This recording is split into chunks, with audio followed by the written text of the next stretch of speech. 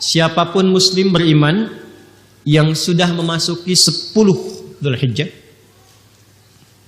antara 1 sampai tanggal 10, wa huwa yuridu tadhiyah, sedangkan orang itu ingin berkurban, ya, menyembelih hewan, dilarang an ya'khudha min sya'rihi aw alfarihi syai'a, untuk mencukur atau memotong semua rambut yang melekat pada tubuhnya atau kuku yang melekat di jemarinya.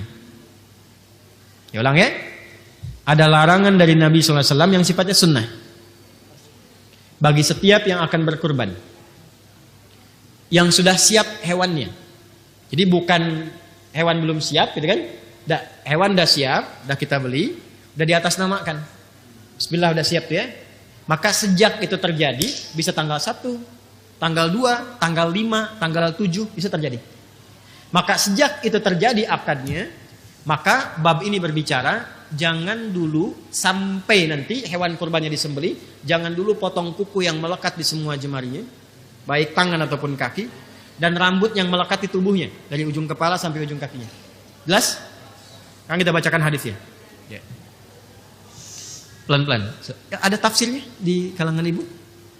Oh, tidak ada yang menafsirkan ya? Kalau gitu saya yang tafsirkan ya. Diam sebentar.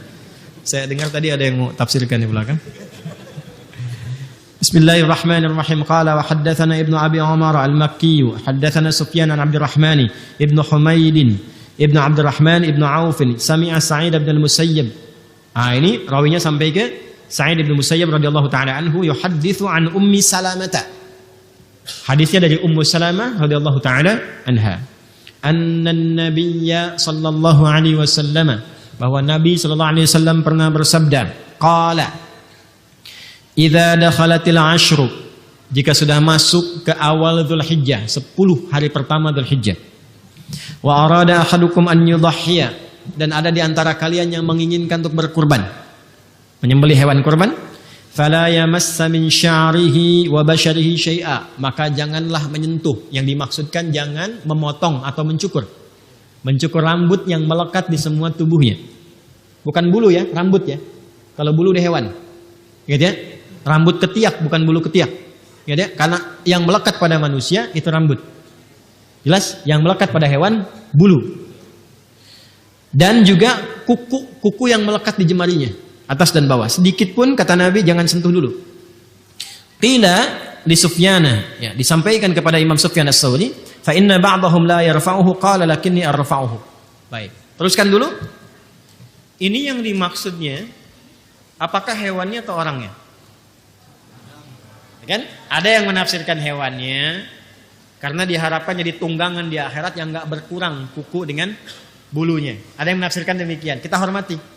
Tapi kalau saya pribadi lebih cenderung kepada orangnya, bukan hewan kurbannya. Jelas ya? Alasannya ada 2, bahkan 3 dari sudut pandang bahasa. 1, dari asbabul wurud hadis ini. Jadi kalau ngaji Sahih Muslim itu begini, ada yang pokok, ada yang titik 2 nih di bawahnya. Kelihatan ya kalau dekat ya, titik 2 atau di dalam kurung. Nah, yang titik 2 ini biasanya menunjukkan peristiwa yang terjadi terkait hadis itu. Ya, atau dikenal dengan sababul wurudnya, atau syarah dari hadis yang di atasnya. Kenapa Sa'id bin Musayyab radhiyallahu ta'ala anhu meriwayatkan ini dari Ummu Salamah? Karena ada kejadian. Apa kejadiannya? Kita baca di bawahnya. Ya. Perhatikan baik-baik. Titik 3 yang di bawah. Qala wa haddatsani Hasan bin Ali al-Hulwani, haddatsana Abu Usama, haddatsani Muhammad bin Amr, wa haddatsana Amr bin Muslim ibn Hasan al-Laitsi, qala kunna fil hammami qubail al-adha. Ini kisahnya. Jadi ada yang bernama Hasan al-Laitsi dengan teman-temannya itu sedang ada di kamar mandi umum bareng-bareng menjelang Idul Adha. Menjelang Idul Adha. Kalau kita yang mau masuk tanggal 10 lah, dekat-dekat ke Idul Adha ya, bisa 8 bisa 9 karena Qubail itu mendekati. Kemudian apa yang terjadi? Fattala fihi nasun faqala ba'dhum ahlul hammami inna Sa'id bin al-Musayyab yaqra'u hadza aw yanha anhu. Maka sebagian orang-orang pada masa itu yang sedang bersih-bersih itu di kamar mandi umum, itu ada yang mencukur sebagian dari rambutnya yang melekat di dirinya itu. Fatala itu bisa menghiasi, bisa merapikan, nyukur. Maka kelihatan sama yang lain. Begitu yang lain kelihatan, melihat dan ingat hadis ini dari Ibnu Musayyab, maka disampaikan. Apa disampaikannya? Fadzakartu dzalika lahu. Kemudian falaqitu Sa'id bin Musayyab fadzakartu dzalika lahu. Maka aku mengonfirmasi lagi ke Sa'id bin Musayyab, ini benar enggak yang dimaksud itu hewannya apa orangnya? Kenapa dia motong? Padahal dia mau nyembelih besoknya. Maka ketika dikonsultasikan pada Sa'id bin Musayyab, apa jawabannya? Kata beliau, "Ya ibna akhi, hadza haditsun qad nusiya wa turika." Kemudian haddatsatni Ummu Salamah zaujun Nabi sallallahu alaihi wasallam qalat qala Rasulullah sallallahu alaihi wasallam bima'na hadits Muadzin an Muhammad bin Amr. Maka setelah itu apa komen Sa'id bin Musayyab? Kata beliau, "Ya akhi, saudaraku, makna hadis ini sekarang banyak yang lupa sehingga meninggalkan tuntunannya." Jadi dikomentari oleh beliau itu dalam bahasa halusnya, itu nggak tepat dipotong itu. Jangan dulu dipotong. Ya, jangan dicukur dulu. Kuku jangan dulu dipotong, rambut jangan dicukur dulu. Kenapa? Karena ada hadis dari Ummu Salamah radhiyallahu taala anha, hadisnya begini. Maka disebutkan lagi hadis yang tadi. Jadi ini konfirmasi yang dimaksudkan, jangan dulu potong kuku atau mencukur rambut yang melekat di tubuh pelaku kurbannya. Orangnya bukan hewannya. Jelas? Walaupun dalam konteks ini tetap menghormati yang memahami pada hewannya. Paham? Satu. Kedua, kalau kita baca syarah yang lain, di kitab yang lain, maka apa hikmahnya nggak potong kuku dulu? Nggak cukur rambut dulu? Supaya yang berkurban itu sama-sama nilainya disamakan dengan orang yang sedang menggunakan pakaian ihram dalam wukuf hajinya di Arafah. Kalau sudah pakai pakaian ihram boleh gunting kuku nggak? Enggak. Cukur rambut boleh nggak? Enggak. Maka apa yang berlaku bagi yang haji di sana, esensinya bisa didapatkan oleh orang yang ada di sini yang tidak berhaji. Salah satunya karena itu kenapa ibadahnya digunakan dengan menggunakan kata kurban. Kurban itu proses mendekat kepada Allah. Jadi disamakan yang di sana mendekat kepada Allah, yang di sini mendekat kepada Allah. Nabi itu tahu nggak semua umatnya bisa berangkat haji. Karena itu diberi kesempatan. Kalaupun nggak sempat untuk haji, maka lakukan amalan yang esensinya bisa mendapati yang sama didapati oleh orang yang wukuf di sana. Kalau di sana pakai pakaian ihram, di sini kurban. Ya kan? Sama-sama kurban, sembelih. Berlaku hukumnya, di sana nggak boleh potong kuku, sini jangan potong kuku dulu. Di sana jangan potong rambut, sini jangan potong rambut dulu. Jelas sampai sini? Maka diharapkan baik yang kurban di sini atau kurban di sana dalam bentuk wukuf sama-sama membangun kedekatan kepada Allah Subhanahu wa taala. Jelas? Sekarang Ustadz, saya haji belum bisa melakukan. Bayar sudah, visa nggak keluar misalnya. Atau belum bayar, visa juga keluar. Ya mungkin itu memang pasti gitu ya. Belum bisa berangkat intinya. Tapi kurban pun belum punya kemampuan. Maka apa yang terjadi? Amalan ketiga. Kata Nabi, tunaikan puasa. Siyamu yaumi Arafah. Yaumnya menunjuk kepada waktu, Arafahnya menunjuk kepada momentum yang dikerjakan di Arafah oleh orang-orang yang haji. Kalau yaumnya berarti menunjuk kepada waktu, tanggal 9. Jelas ya? Dikerjakannya tanggal 9. Tapi saat menunaikan di tanggal 9 itu jangan cuma menahan lapar dan haus. Kalau seperti itu, cuma puasa biasa. Tahan lapar, tahan haus, tahan seksual. Itu biasa. Kerjakan puasanya seperti orang wukuf di Arafah. Apa yang dikerjakan orang wukuf itu? Dia banyak bermuhasabah. Dia banyak mengoreksi diri. Dia banyak mengenal kekurangan dirinya. Makanya disebut wukuf Arafah. Dia kenali kekurangan dirinya. Dia kenali Allah yang selama ini belum dekat dengan Allah. Jadi puasa yang dikerjakan itu sambil koreksi diri. Dosa apa yang selama ini dilakukan. Karena itu bersamaan dengan itu yang kurban lewat hewan. Bisa juga sambil puasa.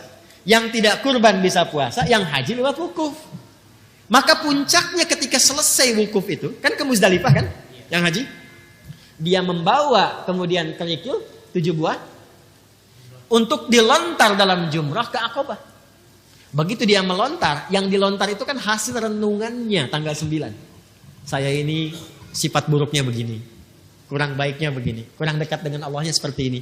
Dia berharap semua sifat itu dilontar. Sehingga ketika dilontar hilang itu dalam dirinya. Dan pulang menjadi lebih baik. Maka dia katakan Bismillahi Allahu Akbar. Lontar. Bismillahi Allahu Akbar. Lontar. Setelah selesai dia wukuf di Arafah. Dia pindah ke Muzdalifah. Dia berzikir. Saat kita selesai Dengan Arafah itu kita puasa tanggal 9, bukankah sama-sama kita zikir? Ya kan? Maghrib ya kita zikir Allahu Akbar, Allahu Akbar, Allahu Akbar. Tanggal 10 di sana melontar, tanggal 10 di sini menyembelih. Dan bacaannya sama, di sana Bismillah ya Allahu Akbar, di sini Bismillah ya Allahu Akbar. Di sana menghilangkan sifat-sifat buruk. Sifat buruk itu dalam bahasa Quran munculnya dari sifat fujur. Fujur itu nama lain dari nafsu. Nafsu itu sifat hewani. Lawannya takwa. Takwa sifat malaikat. Jadi kita itu ada sifat hewani, ada sifat malaikat. Maka kita harus mengekang, mengendalikan sifat hewani supaya sifat takwanya muncul. Maka yang di sana dilakukan lewat ukuf, yang di sini digambarkan lewat menyembelih hewan. Maka dengan harapan ketika disembelih itu bukan cuma disembelih. Bismillahirrahmanirrahim, puncit, puncit, puncit, bukan begitu. Bukan. Bismillahirrahmanirrahim, rasakan dengan mengalirnya darah itu, maka mengalir pula sifat-sifat hewani kita yang cenderung mengajak kepada perilaku yang buruk. Turunlah kemudian ayat itu yang sangat viral, la yanalallaha luhumuha wala dima'uha walakin lanaluhut taqwa minkum. Perhatikan kalimat akhirnya, walakin yanaluhut taqwa minkum. Yang sampai kepada Allah itu bukan dagingnya, bukan darahnya, tapi yang diterima oleh Allah ketakwaannya. Maksudnya apa? Ketika dialirkan darah itu, makanya disebut mina tempatnya, mengalir darah. Ketika dialirkan itu sifat jeleknya hilang, hewaninya hilang, maka muncullah takwanya. Maka yang di sana mendapatkan sifat baik, yang di sini mendapatkan sifat baik. Sama-samalah kemudian bertakbir semuanya. Setelah di sana lontar menghadap ke kiblat, setelah menyembelih menghadap ke kiblat. Apa doanya? Doanya sama. Inni wajjahtu wajhiya lilladzi fataras samawati wal arda hanifan musliman wa ma ana minal musyrikin. Inna salati wa nusuki wa mahyaya wa mamati lillahi rabbil la syarika lahu wa bidzalika umirtu wa ana minal, bisa wa ana awwalul muslimin, bisa wa ana minal muslimin. Jadi kalau kita berpuasa benar Arafahnya dengan mengoreksi diri, menyesali dan bertobat, maka Allah berkenan menggugurkan dosa-dosa itu, sehingga bahasa hadisnya diampuni dosa setahun yang kebelakang itu. Karena sudah hilang sifat jeleknya, maka terjaga dalam kebaikan. Maka tanda orang itu diampuni, dijaga oleh Allah untuk tidak berbuat dosa setahun berikutnya. Itu yang dimaksudkan puasa Arafah, menggugurkan dosa setahun dan menjaga setahun berikutnya. Cara menerjemahkannya lihat. Ya, cara menerjemahkannya perhatikan, awas jangan salah. Siyamu yaumi Arafata, puasa yang ditunaikan di hari ke-9 itu bersamaan dengan momentum Arafah. Tukaffiru sanatal madiyah wal baqiyah, menggugurkan dosa setahun berlangsung ke belakang, berlalu ke belakang, dan menjaga tidak berbuat dosa setahun yang akan datang. Jangan mengartikan sama, mengampuni dosa setahun yang lalu dan setahun yang akan datang. Enak betul. Besoknya ada yang nyolong kan sendal. Kenapa nyolong? Jaminan udah puasa Arafah. Paham ya? Jelas sampai sini? Maka silahkan kalau mau nanti yang puasa tunaikan tanggal 9. Cara puasanya banyak muhasabah, banyak introspeksi, banyak merenung, banyak istighfar, banyak bertakbir, bertahlil,